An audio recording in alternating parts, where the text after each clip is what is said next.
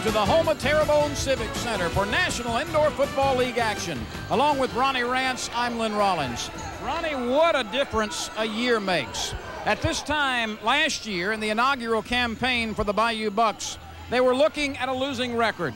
They've got a chance to double their win total this season. A win tonight would give them 10, and the playoffs are a sure thing. Yeah, 5-9 last season, a chance not only to get 10 wins, which puts you at 10-4, but they're already in the playoffs, but they're trying to improve their seed. And if the Bayou Bucks can win tonight, Lynn, that guarantees that they'll go on the road to Lake Charles in the first game. Now, you don't like to go on the road, but they've beaten the Land Sharks twice this year, so they're going to be very confident, familiar with their foe. So that's what they've got to play for. They want to stay in Louisiana and have their fans travel to Lake Charles instead of having to travel to the northern part of the country.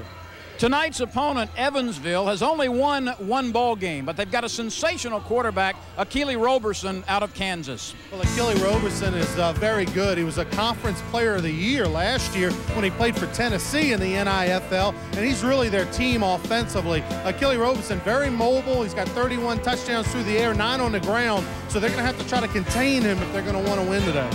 The Bayou Bucks have played very well defensively the entire campaign, led by Tyrone Hughes and Sullivan Beard. Beard has 6 interceptions. He could be key in the secondary. Sullivan Beard's having just a spectacular year. Last year an all-conference player. This year sure to be an all-conference player. Sullivan Beard, not only can he intercept passes, but he can take it to the house when he gets it. He's also very dangerous in a return game. So 2 explosive players, one on offense and Roberson, the other, and Beard on defense, who does it all.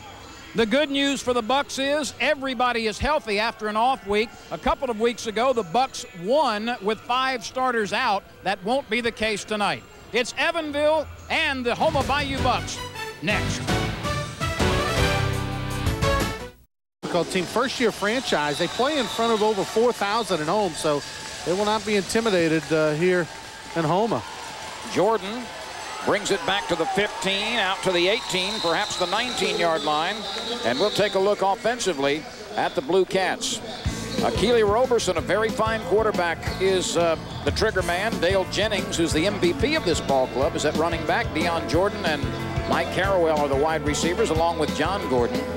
Ken Batchelder, Chris Hahn, and Braden Galloway are up front offensively for the Bluecats. And there is Roberson, who has thrown for 31 touchdowns this year and run for 9 more, a 6'4" or 6'2", 210-pounder out of Kansas. Yeah, he's going to single-handedly be their offense tonight. I mean, Akili Roberson can hurt you through the air and with his feet. The handoff goes to Jennings, and he is wrapped up and knocked down. Absolutely no gain. Up front defensively, the Bucks have been very good. Let's take a look at how they line up. Franklin Thomas and Roger Green and Andre Reed, and they've been sensational as a group. Tim Betts has come back off an injury at linebacker. Drew Emel, Tyrone Hughes, the former New Orleans Saint, Sullivan Beard. He and Hughes both have 6 interceptions, and Emmanuel Bentley, the strong safety. 2nd down and 10. Chris Hahn out of Montana will snap it to Akili Roberson. And some early movement. Pitch back goes to Jennings, and he is dumped. Penalty marker will cost the Bucks that defensive play. It will remain 2nd down. Well, that was a problem a couple of weeks ago for the Bayou Bucks at home. Defensively, they jumped off sides about 3 or 4 times in their last ball game. And who can blame the Bayou Buck defensive line for being a little anxious, Lynn? They've got a sizable advantage over the Bluecat offensive line, who's lost a few players due to discipline and had some injuries. And the key for the Bluecats from Evansville is to get any kind of play from that front 3. The Bayou Bucks are a big favorite on that defensive line, who's one of the finest in the NIFL. 2nd down and 7 after the 3-yard walk-off. Roberson looking, has a pocket, throws to the left side. It is grabbed at the 21-yard line. That reception made by Jordan out of Azusa Pacific, a 5'10", 175-pounder. He's very close to a 1st down, but, well, let's see. They may measure this. Pretty tight. That was a nice job that time by the Bluecat offensive line. They passed their first test, able to give Akili Roberson a little bit of time in the pocket, and he's very good. So if he gets some time, he'll move the chains. If the stripes are where they're supposed to be, this will be a 1st down by about the nose of the football. The 21-yard line was the line to make, and it appears that the Blue Cats have exceeded that by a couple of inches. And they have. First down on the reception by Jordan. So after the offsides penalty by the Bucks, Achille Roberson completes the pass for a first down as the Blue Cats into Bayou Buck territory. Interestingly enough, Houma has had trouble with teams who have been not very good this year. Houma has beaten some of the best teams in the league, Lake Charles twice. But a couple of weeks ago, the Bayou Bucks were upset at previously winless Oklahoma. Jennings running left, has some running room, 15, 10, and he's bumped out of bounds at about the 9-yard line. A nice run by Dale Jennings, a 5'8", 180-pounder out of Butler. Now, Braden Galloway, number 77 on the left side, does a very nice job against Franklin Thomas, and that's what sprung Dale Jennings. Franklin Thomas, one of the player coaches for the Bayou Bucks, one of the finer players on the defensive side of football in the NIFL, got beaten right there by Braden Galloway. That was the difference in the play. And if the ball is going to stay where it is, it should be a first down. If I can have your attention, please. It's time to announce the person who's going to send the best seat to the house. That is a first down just outside the 10-yard line. So the officials for a moment eyed it. I think there was a brief discussion on where the ball should be placed. It is 1st and 10, just outside the 10. We are early. There is no score. The Evansville Bluecats on the march just outside the 10-yard line. Roberson with an I formation. Hands it off to the big fellow, Casey Sellers. A flag goes down as Sellers is manhandled at the line of scrimmage and then pushed back. Andre Reed was among the first to get to him. Sellers is a big fellow, 6'3", 255 pounds, out of Indiana. Yeah, that was a double loss for the Blue Cats. They got a holding penalty and nothing on the carry. It's going to be hard to run, I think, right up the middle against the Bucks. So you've got Andre Reed right there in the nose guard position, going head up on Chris Hahn, and I think Reed's going to win that battle. Ronnie, you like the matchup up front in Homa's favor, don't you? On both sides of the ball. Of course, over the course of this ball game, I think it'll really show, especially in the second half. I mean,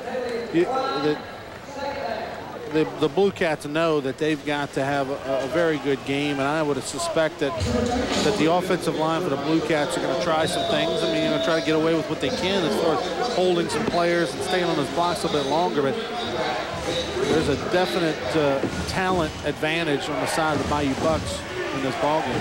The penalty was declined. It remains 2nd down and 10. Back to the I formation.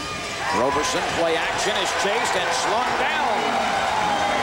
What a play off the defensive end by Andre Reed. Back-to-back tackles from the cat quick Reed out of Jackson State. Oh, you see Andre Reed causing havoc right there. They tried to fake a running play. I mean, this is like an old option. It's a little dive option. They tried to fake the dive. In indoor football, that's a tough one to pull, to fake the dive. That means your offensive line's got to hold that block a little bit longer, and Andre Reed said, not today. Reed leads the club in tackles for loss and is among the league's best in that category. The line to make for a first down is the 1. 3rd and long. Roberson is flushed. He fires. It is caught at the 16-yard line by Jordan, but he goes down well short of the yardage needed for the first down. That turned out to be a very brief pickup for Roberson, hooking up to Jordan, and again, Roberson had to get rid of it in a hurry. Well, Emmanuel Bentley came up and laid the smack on Roberson, on a receiver. Jordan, I mean, he didn't, after he caught that football, he didn't go anywhere. And the Blue Cats have a couple of receivers, Jordan and Carrawell. They look like the Smurfs out there, the old Smurfs from the Washington Redskins days in the mid-'80s, some little guys. 4th down, and they'll go for it. Roberson scrambling, flag goes down. Roberson is tripped up as he dives to the 8, maybe the 7-yard line. It is not enough for a first down. There is a penalty marker, and it probably will be holding against Evansville. Well, you got a sign of what Achille Roberson can do. Not only does he have the good arm, but if that pocket breaks down and you lose containment, Achille Roberson can tuck it and run with the best of them. At that time, a holding penalty in the backfield's going to prevent that gain. Evansville is without its normal place kicker, who had to take care of some personal business, did not make the trip, and so anything other than point-blank range, they probably will go for tonight. Well, that was 4th down right there. That Bluecats didn't pick it up, so the Bayou Bucks declined the penalty and will take over in downs. And no surprise that the Bluecats went for it on 4th down. They're playing without their starting kicker tonight. Offensively, the Bucks line up this way. Herb Tyler back in the starting lineup, along with Michael Burks, Kevin Hurd, Kenny Causey, and Darian Chestnut, the wideouts. Lane Evans, Troy Davis, and Mick Rodemeyer up front offensively. Tyler had to leave the ball game a couple of weeks ago with chest pains. He had an irregular heartbeat, but he has been thoroughly checked out and has been cleared to play. Herb throws an overhand lateral. That's an interesting play. Causey running up over the 10, maybe the 12-yard line. Defensively, Volkman, Coleman, and Renty. Allen and Basic are the linebackers. Gordon and Lander and Hanna are in the secondary. Gordon is a two-way player. We have not seen that play this year, Ronnie, that overhand lateral to the receiver in motion. It's a very tough timing play. You got to really practice that a lot.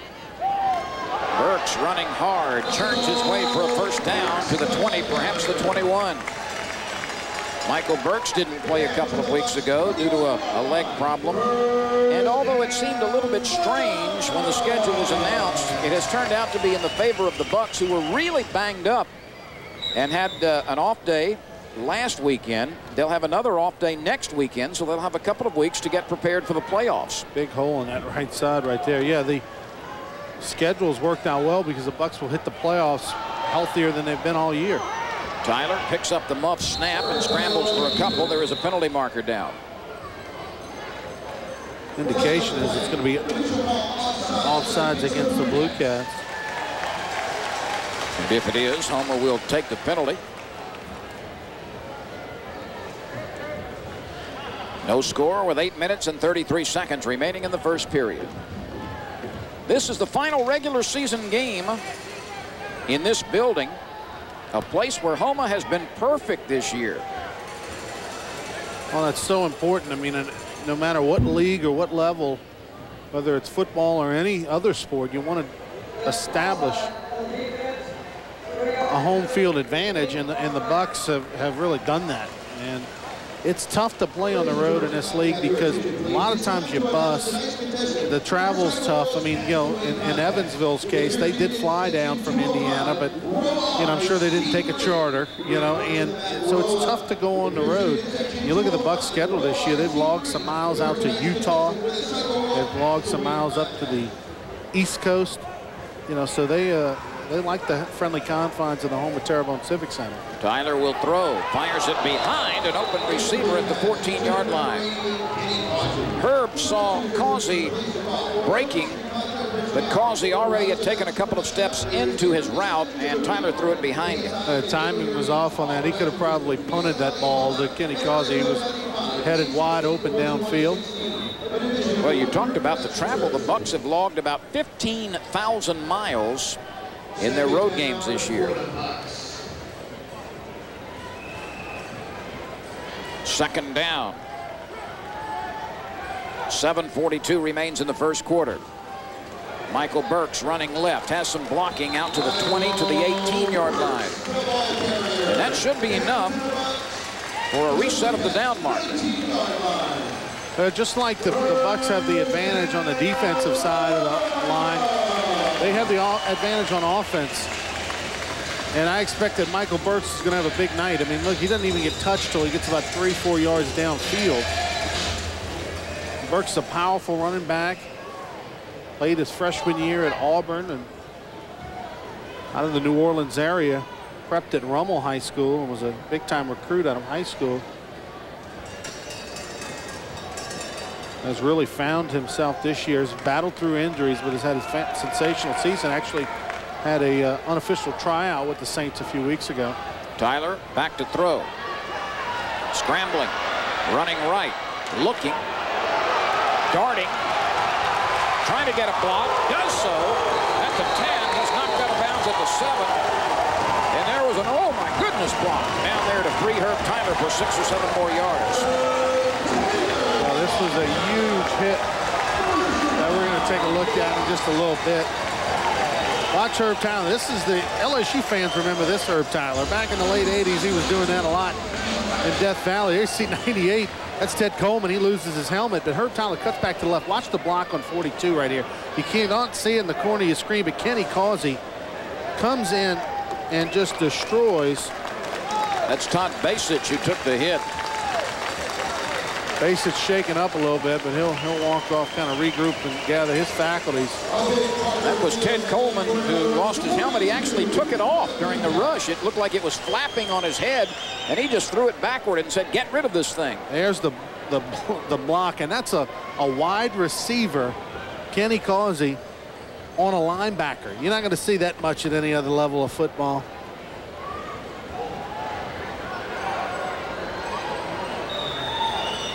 First and 10, or first and goal now from the 6-yard line.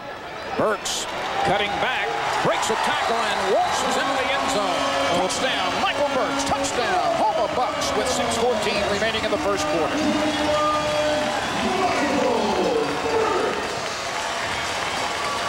Well, the Bucks going to keep it on the ground, and they're going to own that line tonight, Landon, right there. Herb Tyler, Michael Burks right down the field. You see this play's kind of set to go off on the right side. Burks, who's got great vision, cuts back to the left and goes hardly untouched into the end zone. Nice run. Chris Stropolo out of Hurd's hold will try to make it 7-0. 6:02 remains in the first period. The snap gets through Hurd. Stropolo picks it up. He's a lefty.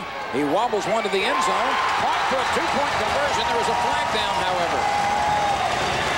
It was caught by the linebacker, Tim Betts, who is obviously a special teams player, but there is a penalty marker down. That was a nice job of Stropolo, who is a good athlete. Stropolo tried out for the team not only as a kicker last year, but as a wide receiver. Let's check the penalty marker. It came from where the pass started.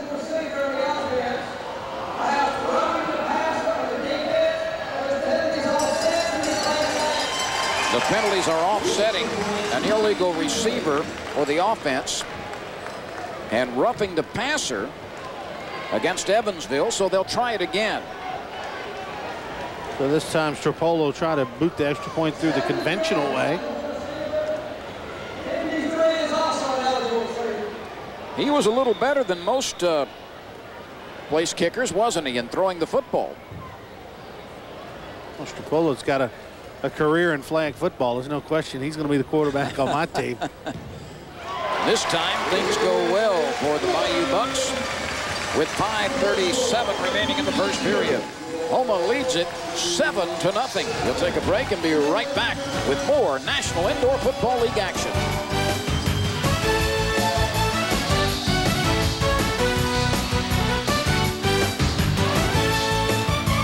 The New Orleans area, and he took down a bigger man. Todd Basich goes about 6'1", 250. I think Basich will remember who it was. Oh yeah.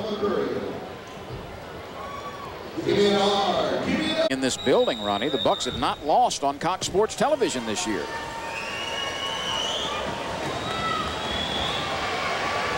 To the 10 and out to about the 18-yard line. That's where the offense puts itself on the field for the second time. Deion Jordan returning that one. Hey, you're right. The Bucks undefeated on the tube this year. All 7 of their home games have been televised, taped away across the state on Cox Sports Television, and then carried locally on the Houma TV, and also the Lake Charles Land Sharks road game earlier this year back in April was televised as well. So the Bucks, they like the spotlight, and their playoff games will be on the tube as well. We'll have all the action for you. Roberson hands it off to Dale Jennings, and the Butler graduate works out to the 23.5, maybe the 24-yard line. Not a lot of teams go with the conventional I formation, but this Evansville club does. Although it will play the single back set as well. Second down. Jennings turns the corner, works his way into Bucks territory, and down he goes at the 24. Now Dale Jennings, number 7 for the Bluecats, was the MVP this past year. You could have given it to Achille Roberson. I mean, the quarterback for the Bluecats, both of them probably deserve co-MVPs. Jennings, their running back, played at Butler University. Achille Roberson, a Jayhawk from Kansas, who had a fine career a few years ago, and was an all-conference performer in the NIFL last season. 3rd and 3. Jennings scoots under a tackler. He's working his way to the end zone. Touchdown, Dale Jennings. Boy, did he explode out of a pile on the far sideline. He looked like he was hidden, and then suddenly darted out the backside of several would-be Bucks tacklers, and that's one heck of a run. I'll tell you what, watch this, a little toss to the left side, and they got something on this play last time as well. You see they kind of double-team Franklin Thomas, maybe a little hold right there. Nice job on Betts. I mean, the Bluecats got after it, blocking right there, and then Jennings puts the exclamation point on it and runs over Sullivan Beard down near the goal line. And they will go for 2 without their place kicker. Roberson has it batted back into his hands, throws it again. It is intercepted. We have seen some weird stuff on extra points. Terrell Sutton picked it off, I believe. The extra point is no good. The Bayou Bucks lead by a point with 3.5 remaining in the first quarter.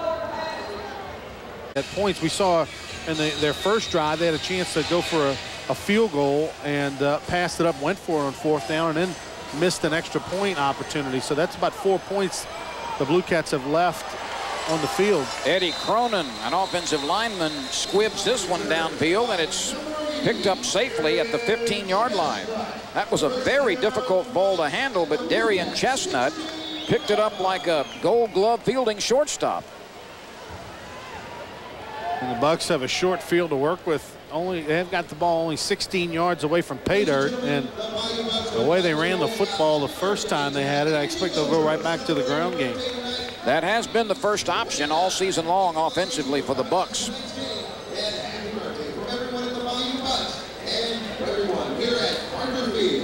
You see the head coach, Avery Adadero, the head coach. He's also the general manager, and the defensive coordinator does it all for the Bluecats. Last year he was the head coach in Tennessee in the NIFL, led them to the playoffs.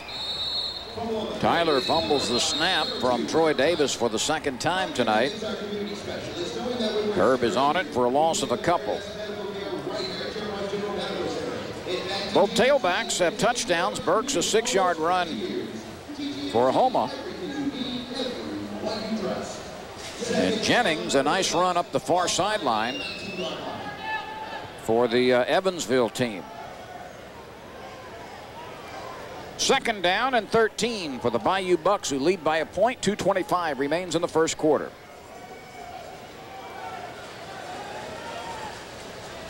Tyler, the 5'10", 200-pounder out of LSU, pitches it back.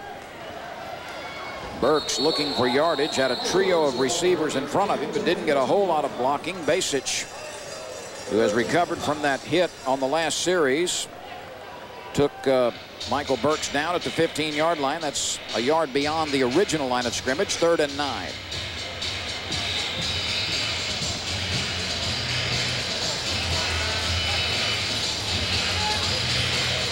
In its 2nd year, Houma has qualified for the playoffs and can double the win total of a year ago with a victory tonight. Tyler throws that quick pass to the right side. It is grabbed for 3 or 4 yards. Kenny Causey hooking up. And again, that's a pass that requires delicate timing. And twice, Tyler has been on the money. Not only does it require timing between the quarterback and the receiver, but also you got to worry about the defensive line maybe getting a hand on it or intercepting the ball. 4th and 6 for the Bucks from the 12-yard line. Less than a minute to go in the first period. Houma leads by a point. Tyler sends 2 in motion. Looking, firing, incomplete, off the hands of Darian Chestnut. He had it for a moment and then was being high-load at the 5-yard line and could not hold on. So on 4th down, the Bucks elect to not go for the field goal and go for it. And that time, the Blue Cat defense rose to the challenge. Evansville has played a lot of close ball games this year. They've only won 1, but half of their losses have been by a touchdown or less. In fact, more than those. There's one of the co-owners, Gordon Dove Sr. right there on the wall. Down in the Houma area, vote Gordon Dove, huh? At the polls, if you like football. It's an easy slogan. The little scat back, Dale Jennings, slithers through a crack and works his way to the 17, perhaps the 18-yard line. Well, Dale Jennings showed some real nice balance right there. You see John Hart, the offensive coordinator, walking alongside his quarterback, and they've got 2 good ones. And Achille Roberson and Jennings that the Bucks are going to have to contend with if they want to win this ball game. That's the end of the first quarter. Houma leads Evansville 7-6. The second quarter is straight ahead on Cox Sports Television. Right to left, trailing by a point. The Blue Cats, that's the kind of cat you like, not the one that runs in the woods, the one you get on the fishing pole, right? The Filet cat. Have you caught some Blue Cats before? Oh, certainly. The Blue Cats out of Evansville, Indiana. Evansville, a community of about 130,000 in that city. And they've averaged over 4,000 a game up there to watch the Blue Cats in their first year. Jennings does not get back to the line of scrimmage. The Bucks saw him coming that time and plugged it up pretty well.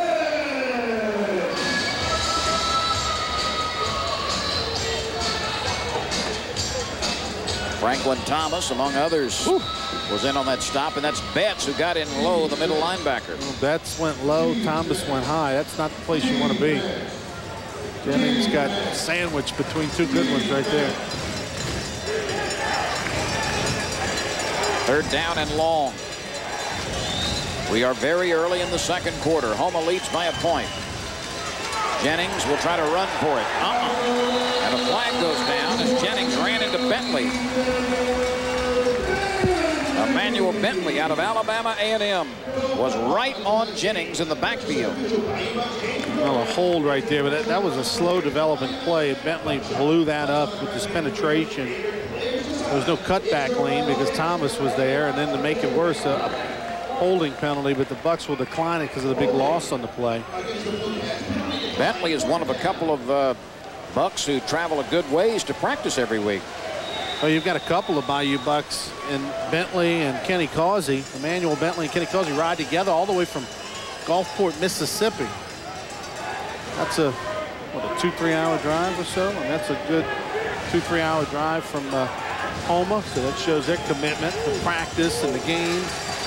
This is Kenny Treadway, who is not normally a kicker, and it's deflected back to Roberson. He heaves it downfield, incomplete.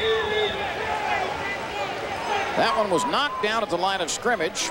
The Bucks know that Treadway is not a kicker. He's a wide receiver. Treadway just trying to, the kicks in the NIFL on field goals are like punts. And he was just trying to get that ball over the line of scrimmage, get it down the field to act as a punt, but he wasn't able to get any height on his kick, and it deflected off a Buck defender. And then that's Roberson, who was the holder, who caught it and then had the presence of mind to throw it upfield. And now it's going to be ruled a safety because Roberson is not able to throw the football after a kick like that. Well, they call intentional grounding in the end zone, which results in a safety. Wow. That's an interesting call right there.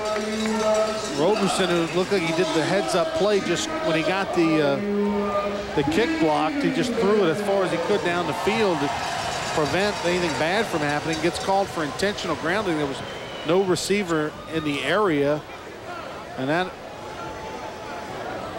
that's ruled a safety because the intentional grounding happened in the end zone. Well, let's take another look at it here. Here's the kick. Tim Betts with the block. That ball actually kind of hit him in the hip.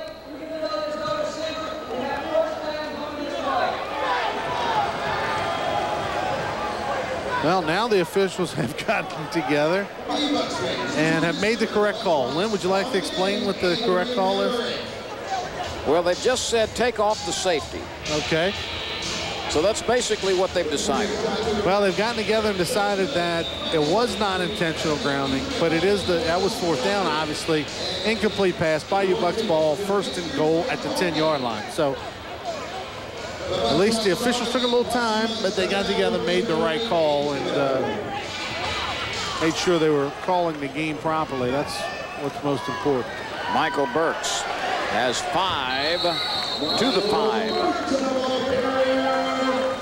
Ronnie, you talked about the first option being the run tonight, and that's pretty much the way it's been the whole year. And I really think they want to establish Michael Burks, get him going. He didn't play a couple of weeks ago, and they have an advantage in running the football against Evansville. Well, a couple of reasons why you want to run the football tonight. One is you don't want to get your receivers and your quarterback hurt going into the playoffs. Although Jack Phillips said they're not going to hold anything back, I think there's a sense of playing it a little bit conservative tonight, and so you let your big guys up front block, run block, which is easier to do than pass block, and then you get Burke some work, get him ready for the playoffs. You have such a huge advantage.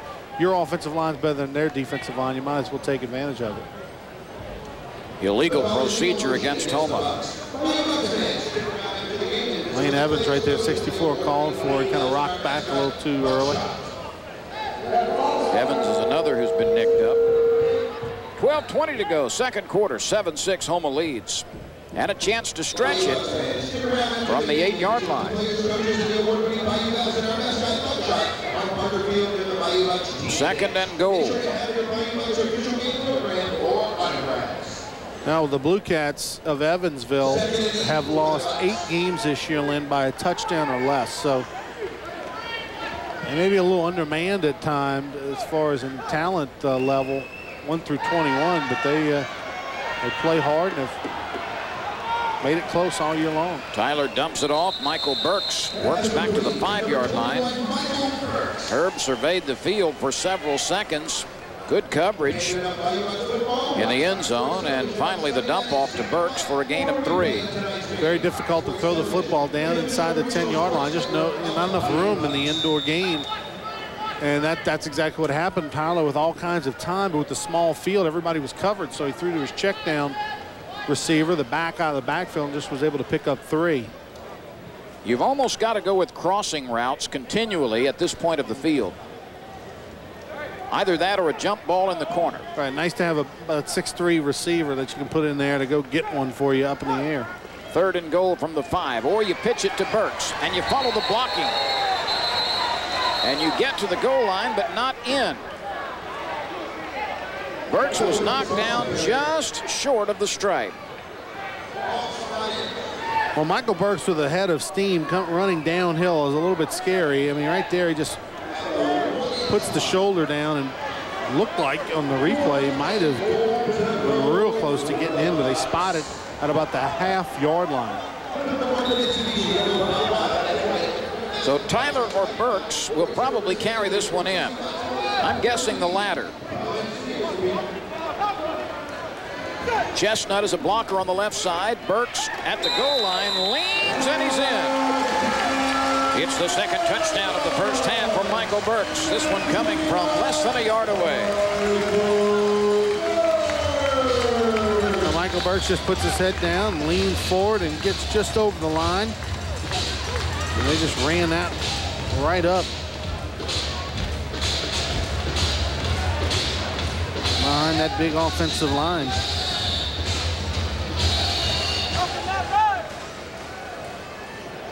Chris Strapolo can give Houma an 8-point advantage. And the kick is good. So with 10:05 remaining in the second quarter, Houma leads 14-6. We'll be right back with more. Return the kick. One of the players obviously made some comments to the officiate crew that they didn't like, and they flagged for unsportsmanlike conduct. Say, but the officials have the hankies in hand tonight. The kick angles to the corner, and it bounces into the end zone, and they'll place it at the 5. That ball took a fortunate bounce for Strapolo. And instead of coming out to the 25-yard line, it will be placed at the 5 as it stayed in play. And make sure that ball gets to the end zone. That is the key. Well, they put it at the 2-yard line. Actually, at the 3, I believe. After the penalty. Yeah. The 2.5 following the penalty.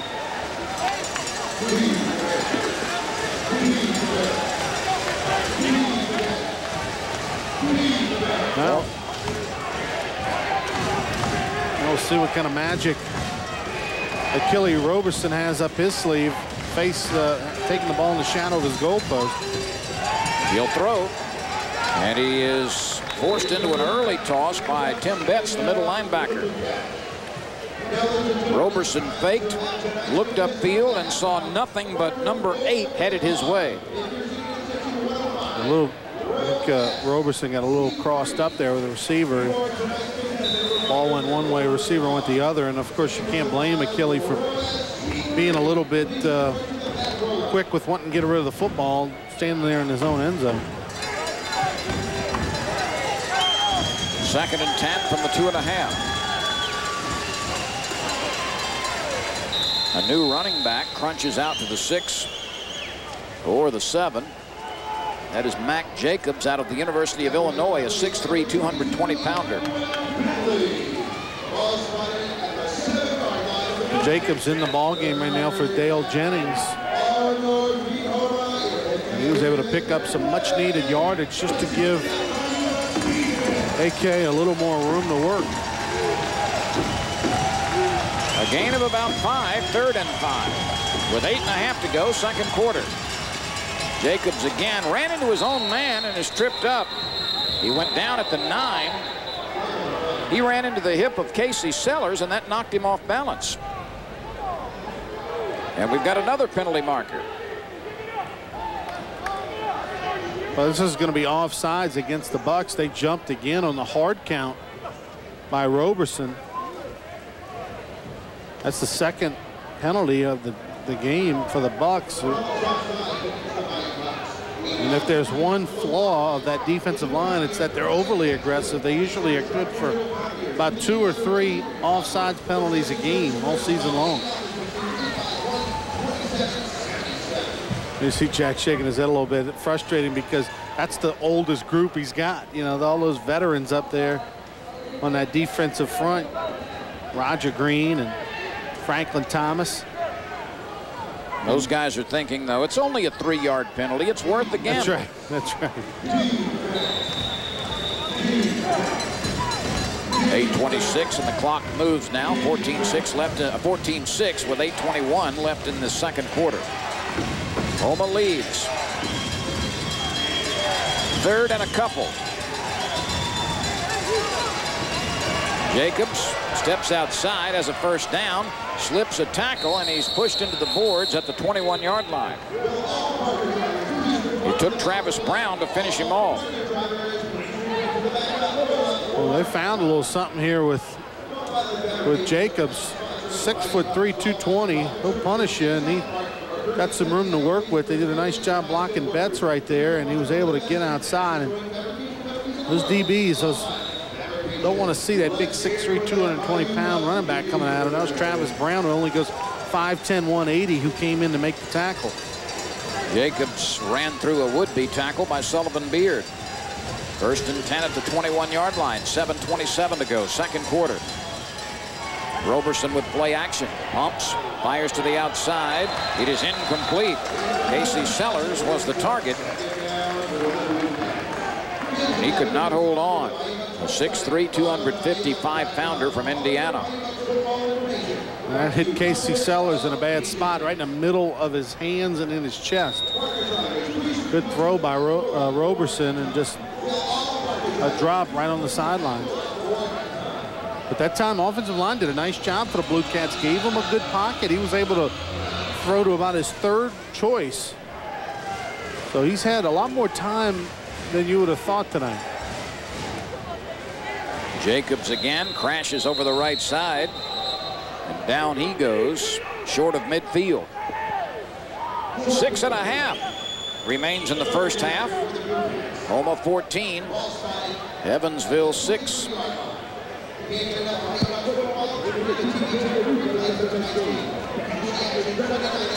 Things are going to have to fall properly for Houma to play another game in this building this year. It could happen, but if the favorites win, it's unlikely.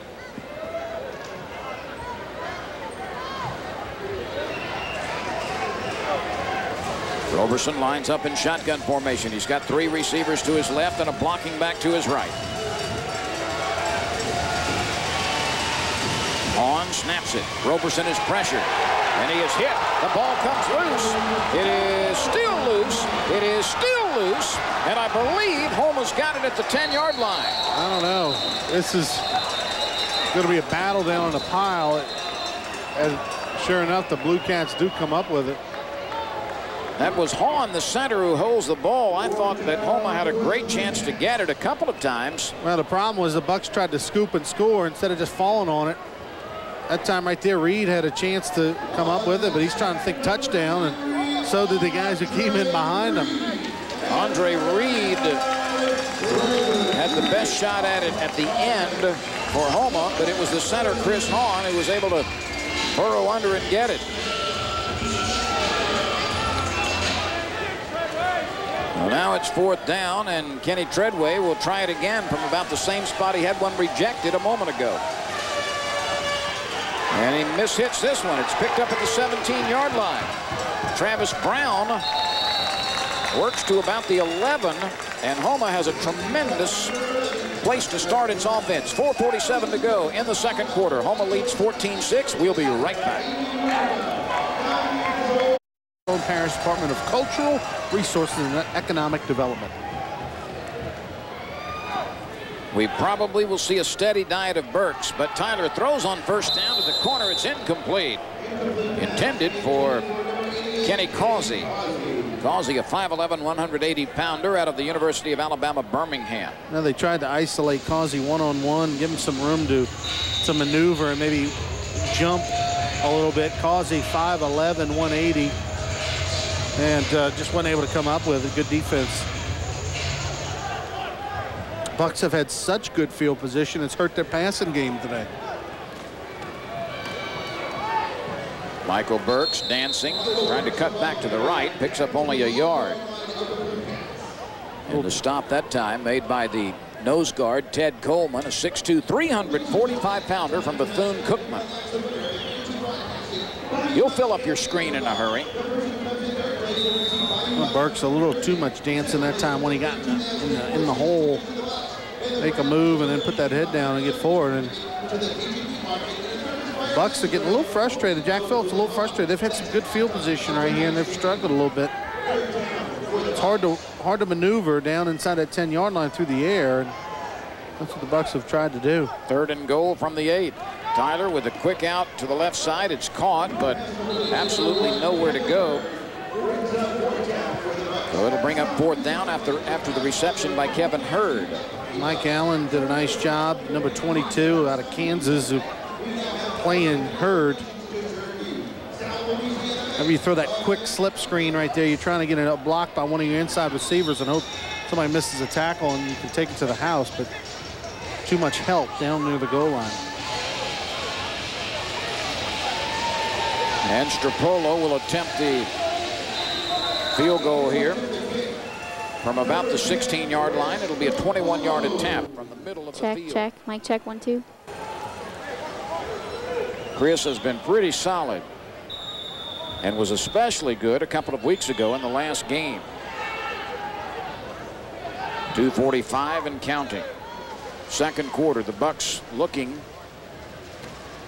to add to their 14-6 lead. The kick is up, and it is no good. He pulled it and misses from 21. 2:30. Roberson on first down, pulls it away, throws it to the near side.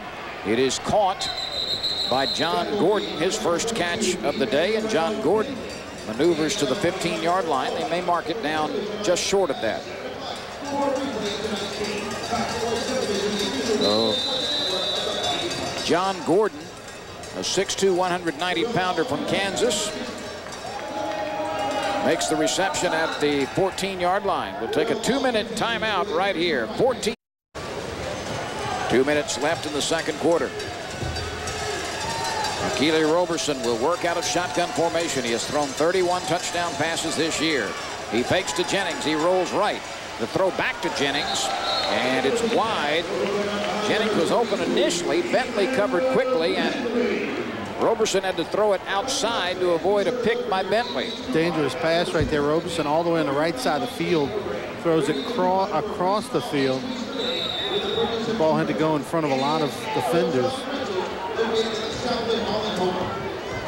Roberson throws it quickly to Gordon, and he works his way to the 20. He's ridden down by Bentley.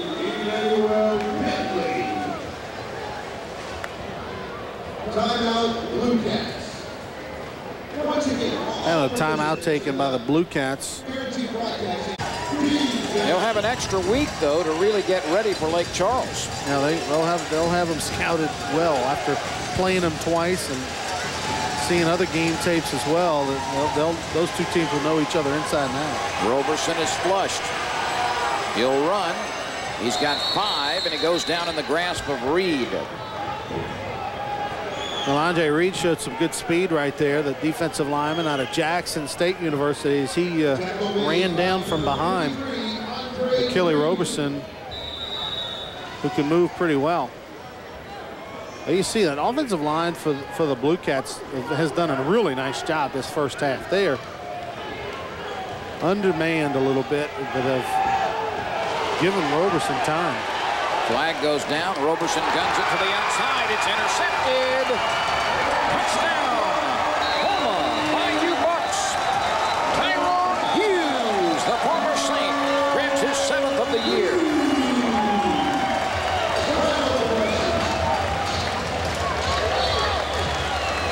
This is an outstanding play by Tyrone Hughes. Roberson's buying time. Now there's a holding flag penalty. It goes down, and the Bluecats will get called for holding, but Roberson fires a bullet out to the flat. Hughes able to come up with it and then shows that speed. He's able to outrun the Cats into the end zone. You see Hughes cut in front, bobble it a little bit, and then turn on the Jets as he takes it to the house.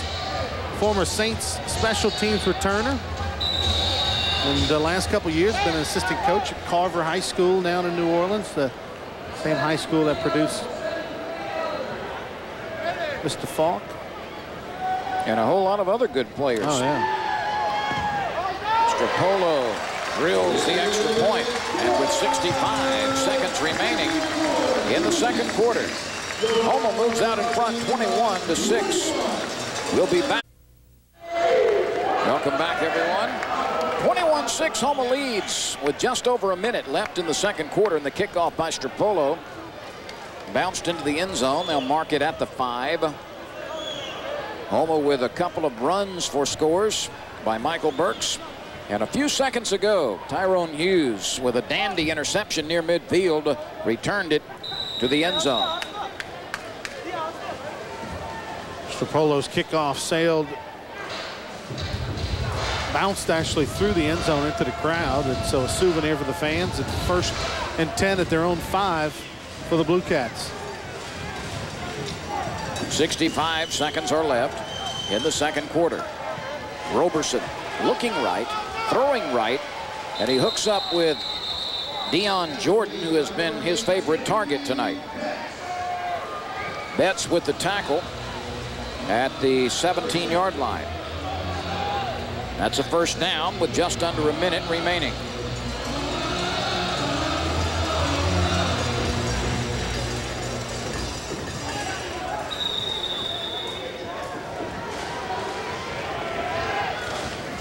Roberson from shotgun formation again. Has time, and it's broken up at midfield. An excellent play by Emmanuel Bentley. Gordon was the intended target, and Bentley was right there as the ball arrived. Yeah, Ball and Bentley arrived about the same time, or did it? We'll take a look here. Gordon has control. Looks like a pretty good play by Bentley. Ball a little bit behind Gordon, who did have inside position on the slant. Rodemeyer checks in defensively.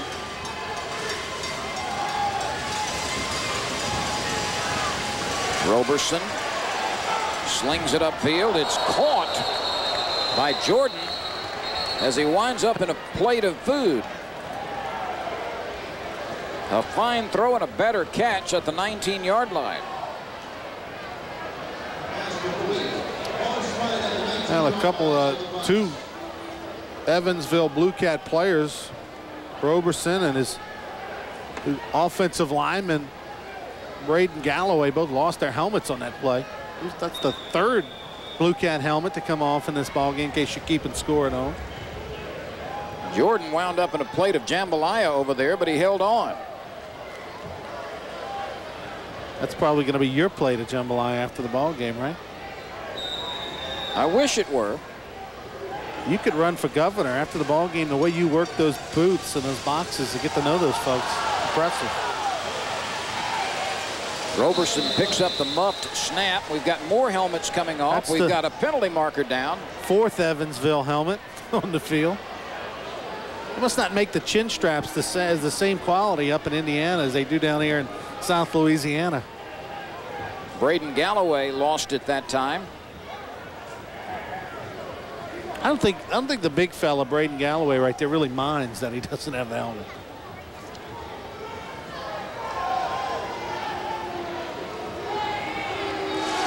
The penalty is going to go against Houma.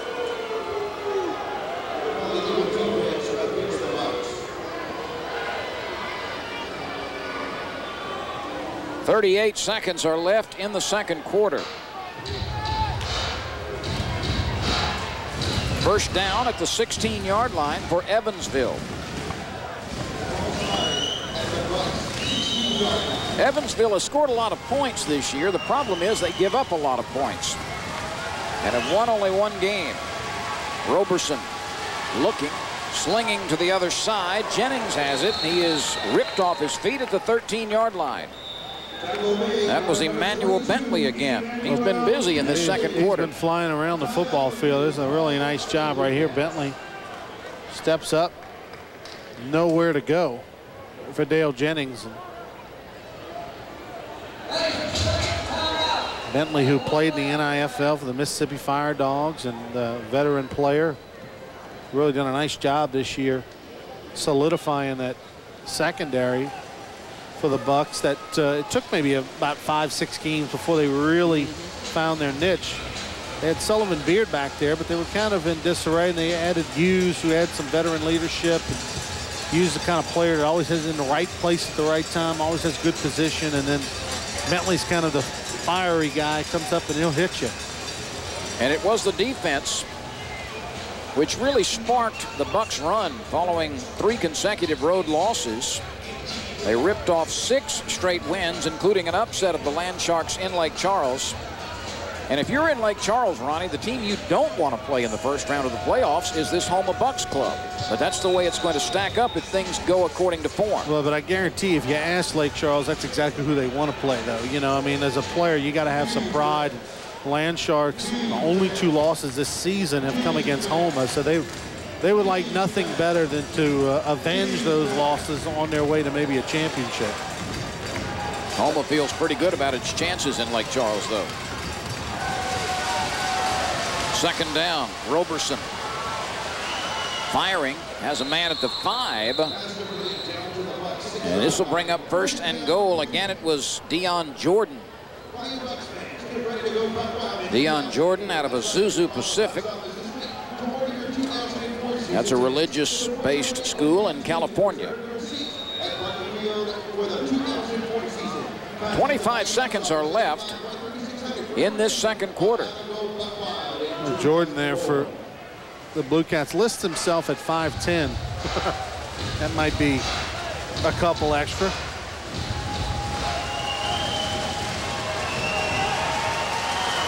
Roberson is dangerous with his feet at this point of the field. He lobs one to the corner, and it is broken up. Intended for John Gordon, a 6'2" receiver from Kansas. And Travis Brown did a fine job of going up with a much taller receiver and stripping that one away. Yeah, but there's a penalty, and I think they're going to get Brown for pass interference. Yep, there it is. You see the flag get thrown in there. Brown never turned his head, went into the receiver. And that was a correct interpretation. If you don't make an attempt to go after the ball or get your head turned around a little bit towards the football, if you just look straight at the receiver, it makes that call easy for those officials. And he did hit John Gordon early. First and goal. A late pitch, it's on the carpet. It is recovered by Houma, I think. Jennings was the intended. Oh, that one actually bounced up into the crawfish fettuccine on the sideline. Bounced into the stands, but. And so the last team that had possession was Evansville. Whoops. Little line option play right there. And right over by the Barker Field box. There are still 16 seconds remaining in the half. Roberson has more room with which to work. Pressured, lobs it to the corner. Incomplete again, intended for Gordon. Gordon believes there was premature contact again, but he does not get the flag this time. No flag that time, but Roberson did a nice job of giving his big, tall receiver a chance. Gordon's got an opportunity right here. Roberson puts this ball in a place where only he can catch it. It looks like a nice job that time once again by Travis Brown, who just got a hand in there late to tip it away. And that was Roger Green, 51, in Roberson's face as he threw it. Third down with 10 seconds remaining.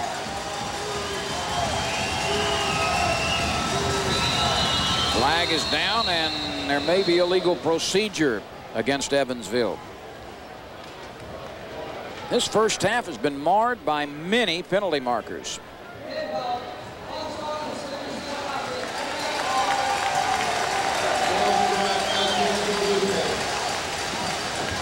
Well, that call goes against Braden Galloway, 77, the big right tackle for the Bluecats. And then another unsportsmanlike penalty looks like it's coming in here. Evansville has done a lot of carping tonight. Evansville might have lost their composure right there. Well, it's Galloway who gets 2 penalties.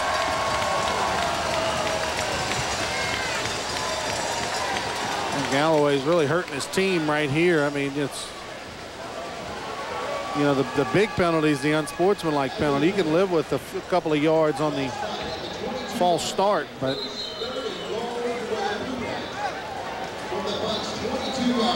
Galloway needs to stick a fillet in that mouth and shut up.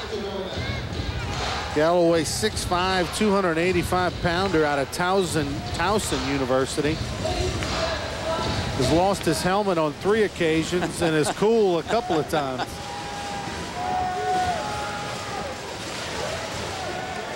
Actually, they should probably add a couple of seconds on the clock since that play technically did not. Well, they did. They put it back. Yeah, to 10. they did to 10 seconds, and it's 3rd and goal from the 22-yard line. Roberson has time for a couple of plays here. To the end zone. Batted away at the last second by Sullivan Beard.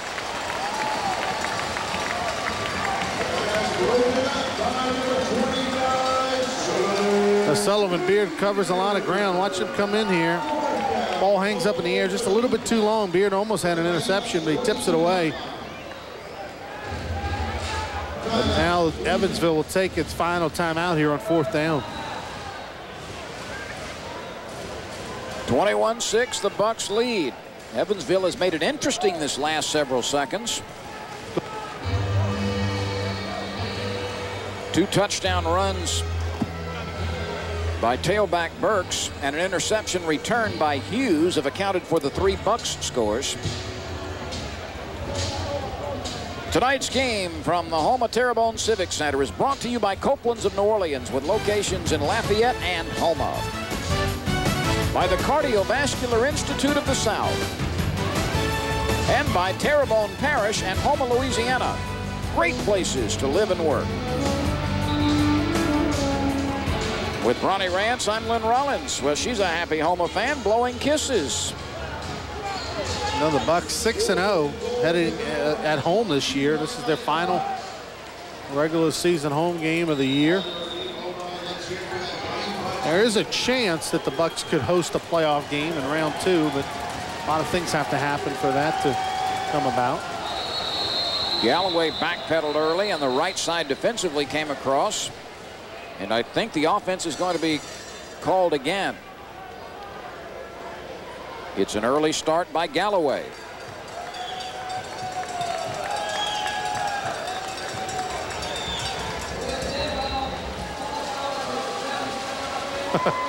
It's your guy, Lynn. Well, by himself, he has accounted for missing helmets and several penalties.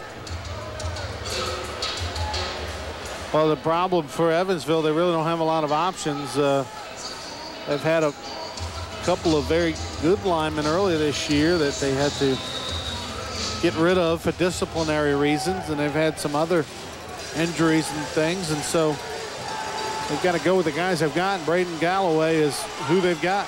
Roberson to the end zone. It is incomplete, intended for Mac Jacobs, and for a moment it appeared he had it.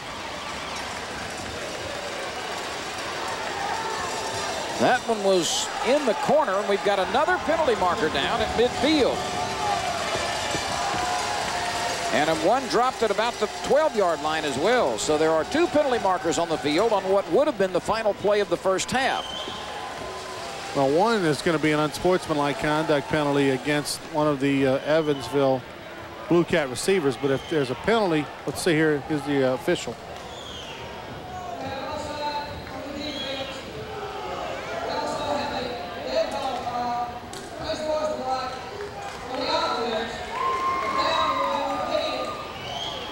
They will repeat the down because it was a defensive penalty. Jacobs appeared as though he had made a sensational catch in traffic, but apparently did not have control. And so more yardage as a result of the dead ball penalty is marked off against the Evansville team. It's all the way back to the 17-yard line.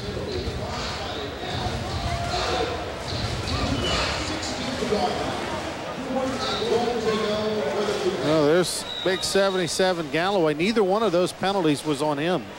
So something to be proud of right there. 2 flags, but not on Galloway. So we'll see. The Evansville had the football, and wasn't too long ago, Lynn. They were down near the 10-yard line. Now they're all the way back at their own 15. Barring a penalty, this will be the final play of the half. Roberson Shoots it to the end zone. Broken up. A jump ball at the stripe. It was intended for John Gordon. He was popped pretty hard as the ball got there. It's finally halftime from the Terrebonne Civic Center. 21-6, the Houma Bucks looking to remain perfect at home and finish the regular season at 10-4, hold a 15-point lead. We'll be back with halftime activities.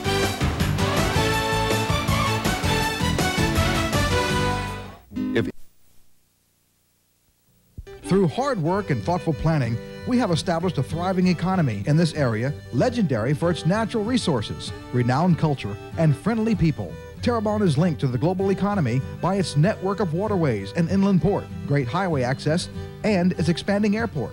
This combination has created a safe harbor and prosperous location for industry.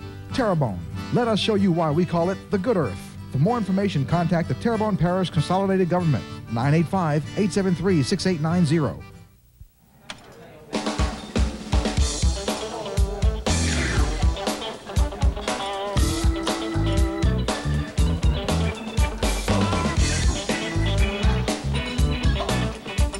In getting this dance line ready, each game has a new theme and costuming.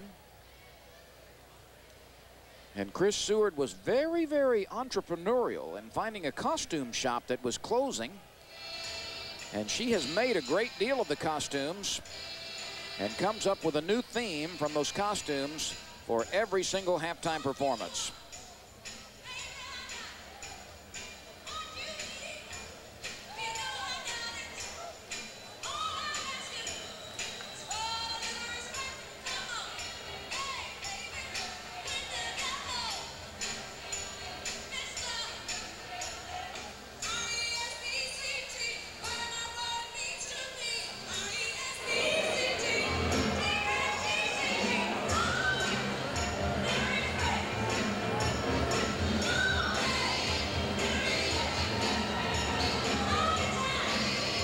This show and those each week created by Chris Seward and the captain of the Bayou Bells, Nika Orgeron, as well as a few of the other entertainers. Last year in their inaugural season, the Bayou Bells won the award for the NIFL's Best Dance Team and Best Halftime Show.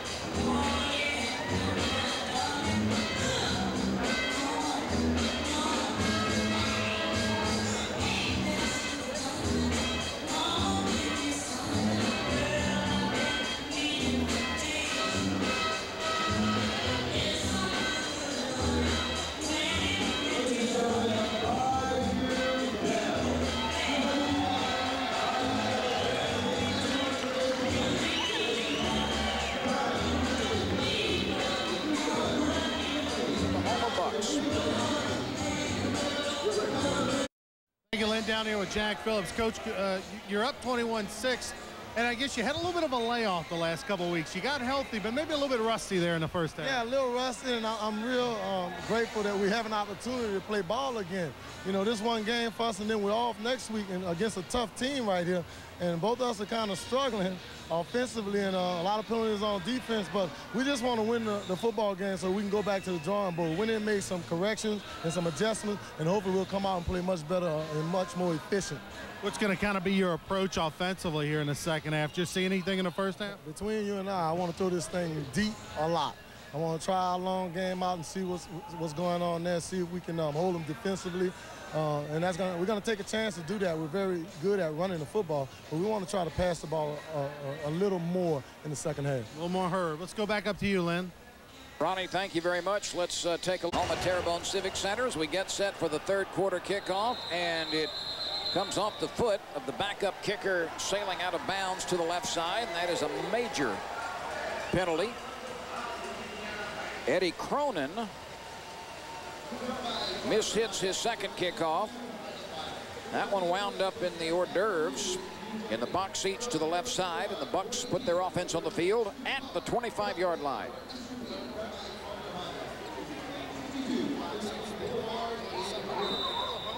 I'm just trying to give folks maybe the flavor of South Louisiana.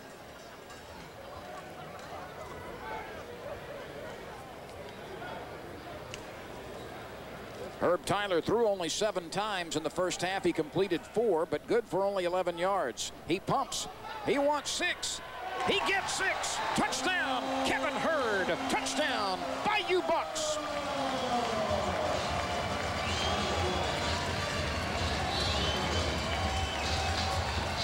Herb Tyler put it right on the money to Kevin Hurd, a well-thrown ball and catch. That is his 9th touchdown reception of the season. The 6-foot, 185-pounder from southern Mississippi. And on the first play from scrimmage in the third quarter, the Bucks take a 27-6 lead. A 25-yard hookup to Kevin Hurd.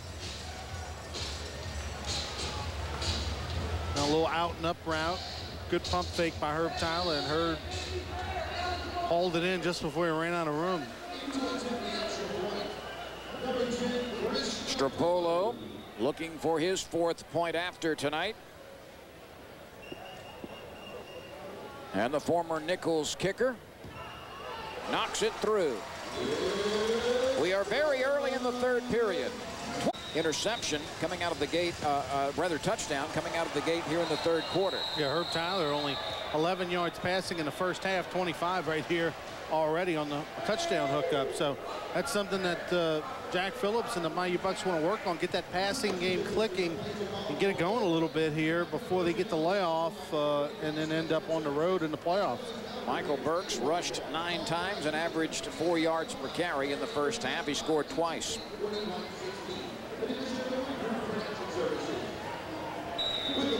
Evansville gets the ball at midfield following the kickoff, which sailed out of bounds. That's the most costly penalty in the league. If you don't kick it in play, it costs you yardage to midfield. Roberson will be slinging it on every down in the second half, just about. First one pumps it over the middle. It looked like it skipped into the receiver, but they're going to rule the catch, and that is good by John Gordon. But just the ball was tipped at the line is what had happened. And Gordon able to haul it in. He's been the attempted receiver a lot, but why not? I mean, Gordon goes 6'3". You want to try to get it to him. That's his 3rd catch for 21 yards. You see, that's what happened. Yeah, right there. Roberson hit as he threw. That's why the ball wobbled out of there. And now we've got a reception on the far boards and an ensuing penalty as one of the Bucks sort of picked up the receiver and helped him over the sideline. Emmanuel Bentley's going to get ruled for unnecessary roughness. Mike Carrawell was the receiver out of Quincy College.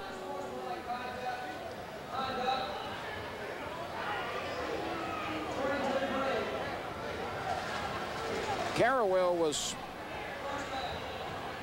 on top of the boards, and then Bentley sort of shoved him over. It's like he was dumping something off a bridge.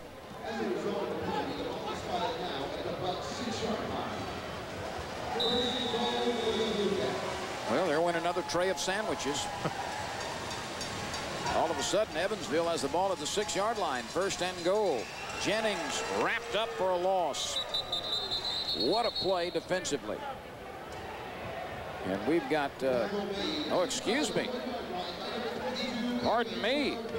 That play went to the left side, and I was completely fooled along with everybody else. You were fooled, weren't you? Gracious sakes alive. A little fake to the right to Jennings, and then Roberson kept it along the left side. And he worked his way to the 1-yard line. And he almost got in, except for the nice tackle by Emmanuel Bentley, who dog-collared Roberson at the 1. So it's 2nd and goal from there. A very good fake to Jennings. Let's see who gets it now. It is Jennings, and he is pummeled back at the 4. Well, like I said, a good play by number 95 defensively. Yeah, you were just a little bit premature, right? Franklin Thomas blew up that play. He was trying to run a handoff up the middle, and everybody missed their blocks right there. Casey Sellers, the fullback, missed his block, and the left guard didn't get anybody as well. 12:24 remains in the 3rd quarter. 28-6. Houma leading by 22 in quest of its 10th victory of the year. Let's take a timeout. Evansville knocking on the door. 260-pounder from Montana will snap it to Roberson, who's under center. Sellers is a blocking back on the right side. Jennings is the running back. Takes the toss. Dancing. Now tries to throw it back. And it is loose in the backfield. That should be an incomplete pass, and it will be.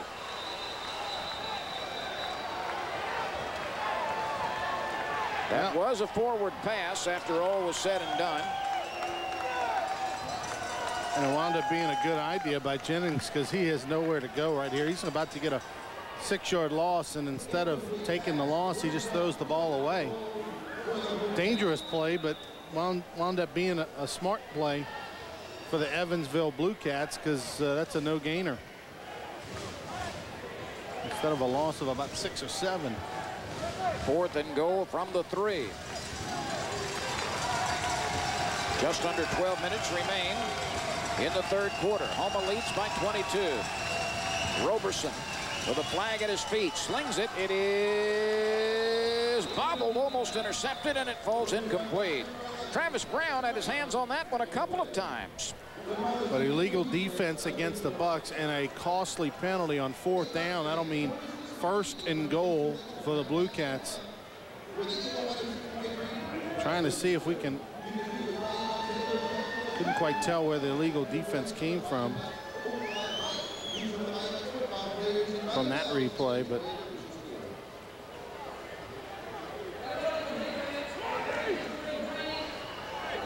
well, it was Andre Reed, the defensive end, lining up outside the box.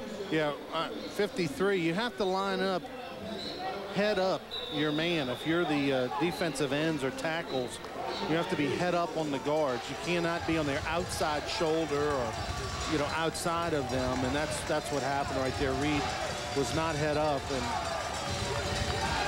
that's not good enough for a 1st down, though. It's 4th and goal from the 1.5. Jennings dancing, trying to get to the stripe, and he does not get there. Franklin Thomas clogged it up in the far corner, and he had plenty of help, but it was Thomas who got in the way first. Roberson upset that his ball club could not take advantage, and Houma gets control at the 1-yard line. So it was not an automatic 1st down. No, it wasn't. It was just another opportunity at 4th down. Pardon me for that. I thought it was automatic 1st down, but not the case. And so on 4th down, the Bluecats couldn't get in. Now Tyler hands to Michael Burks. He maybe gets a tough yard. We've got another flag down. This has been a very sloppy game, both mentally and physically, for both teams.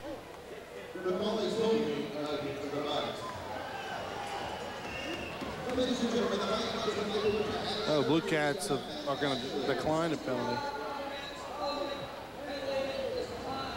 That's Troy Davis, 6'3", 320-pounder out of Grambling State.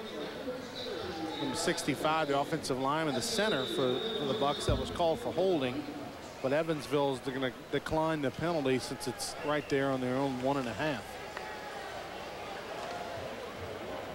10 minutes and 43 seconds are left in the third quarter. Tyler hooked up with Hurd for a 25-yard touchdown on the last possession. Burks gets out of the end zone, cuts back, works his way to the 15. Michael Burks has power and speed and agility, and he used all three right there. That's a first down for Burks, who did well to avoid the safety. Well, a little toss to the left side by Burks, and he looks like he's going to be clogged up, but then he's able to find that cutback lane, makes it back to the center of the field, no help, and is able to explode out to the 15. First, Michael Burks letting the crowd know at the Houma Terrebonne Civic Center that he made the first down. And he cracks his way and spins for 6, maybe 7, up to close to the 22-yard line. Burks averaged 4 yards per carry in the first half, and that's very good on this small field. Absolutely. You see another big hole. He's 4 yards downfield before he makes contact with the defender. Mike Hanna made the stop coming up out of the secondary. Well, they used Burks to get out from the shadow of their end zone and the goal post, and now they're midfield. We'll see if Jack Phillips goes back to his game plan of trying to throw the football deep. I kind of chuckled when he said, just between you and me. Right. We're going to throw it deep in the second half. Tyler off the hands of Darian Chestnut. Chestnut was behind the secondary. The ball was well thrown. Chestnut could not snatch it. And this is the ball that Darian Chestnut will tell you he probably should have caught. Kind of jumped maybe a little too early. If he takes another step, that ball hits him. It already hit him in the hands, but he'd have been in a little bit better position. He just leaped a little too soon. Third down. On the draw, no place to go for Michael Burks. A draw play is very difficult on the carpet on the short field. It just is very rare that draws work consistently. Well, there's just no room. You know, on the small indoor football game, it's just not a lot of room there. And so you've got 3 D linemen that are in a linebacker behind them that are all in a tight box formation. They're coming forward. There's not a lot of lanes to run through. And since they're basically rushing straight up field anyway, it's not like they spread out for you. Right. Stropolo has enough leg. Is it on target? Yes, it is. A 45-yard field goal by Chris Stropolo. That's his longest of the year by a yard. A big-time kick by Chris Stropolo. An even bigger kick here at the Houma Terrebonne Civic Center, because there's a lot, the ceiling's a little bit low, and depending on what side of the field you're on, you might have some. This one bounces along, picked up at the 10 by Jordan. Gets a block, works to midfield, and is wrestled up into the boards at about the 18-yard line.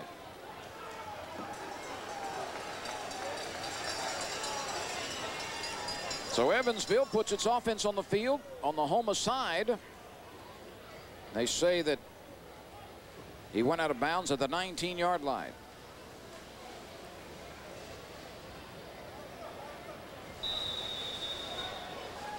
.7:42 remains in the third period. Houma leads 31-6. The Bucks have scored 10 straight points early in the third period. Roberson sends all 3 in motion. Fires it over the middle. Caught by Jordan, and down he goes at the 13-yard line. The middle linebacker Betts stopped him right there.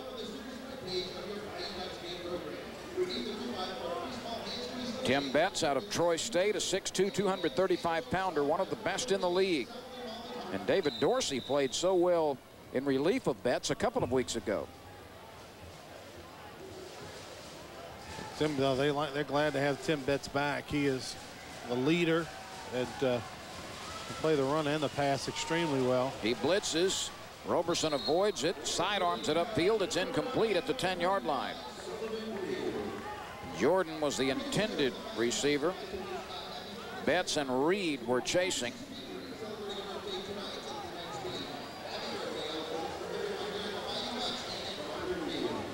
The Bucks do not play next week. Most of the rest of the league does. And in the playoffs,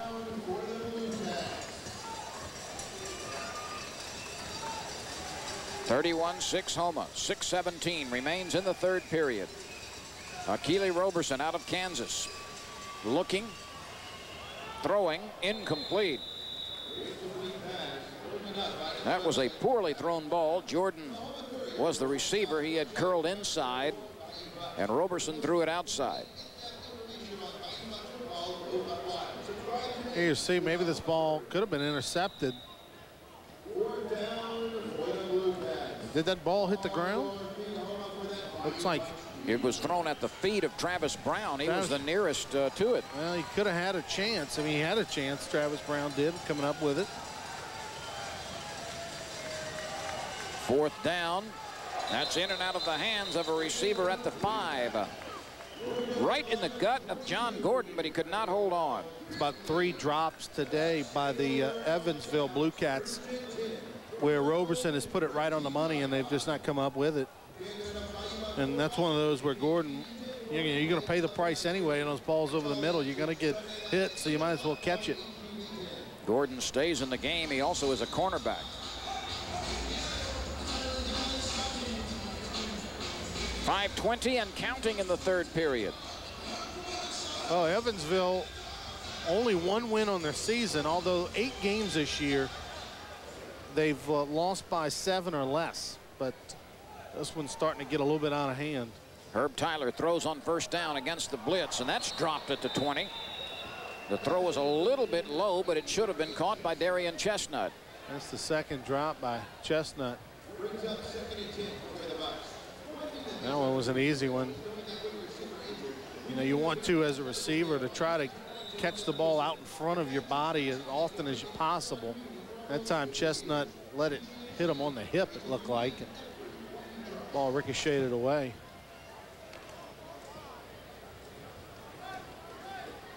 Four and a half to go, third period.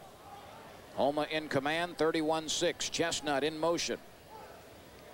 Tyler backpedaling, letting it fly. Incomplete, intended for Kenny Causey, and there is a penalty marker down. They're going to get Causey for offensive pass interference. Here's another one of those penalties, that flags that could have been kept in the pocket probably. You know, we see a lot of penalties in the NIFL, and I think, you know, that's something that the league maybe needs to take a look at in the future, Lynn. You know, these officials have to understand there's times to throw the flag and sometimes there's times not to. That was certainly borderline. And they were both going for the football. Causey did have his right hand on the back of John Gordon, but questionable call. We interrupt this program to bring penalties. They've been throwing a lot of penalties, so you might want to, and it's up, you know, in your 25-point ball game, keep that one in the pocket. 4:14 remains in the third period. Burks in motion to the near side, 2 to the opposite side, and Tyler weaving like a water bug, running out of room, and finally is down at about the 11-yard line. And now Herb Tyler is upset. He felt like he was hit a little bit harder than he should have been, and perhaps after the whistle.